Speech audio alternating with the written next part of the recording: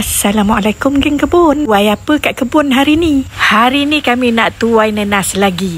Biasanya kami tuai sebiji saja kerana pokok di kebun ni mula-mula tak banyak. Selepas kami tambah lagi, tanam lagi, kali ni kami tuai lebih dari sebiji.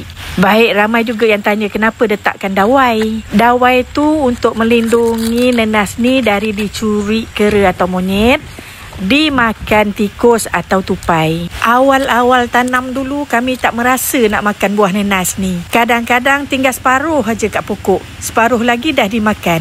Kadang-kadang tu terus hilang. Jadi kami ikhtiarkan letak dawai ni untuk lindungi buah ni dari hilang lagi.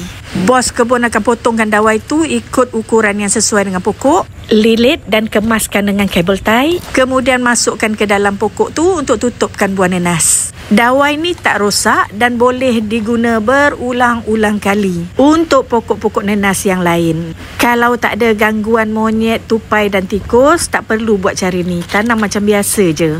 Cara tanam, cara baja dan letak hormon nenas ni dah pun saya tunjukkan dalam video yang lain. Jenis nenas yang kita nak tanam ikut apa yang kita suka makan. Saya suka MD2, jadi saya tanam MD2. Jom tanam. Alhamdulillah.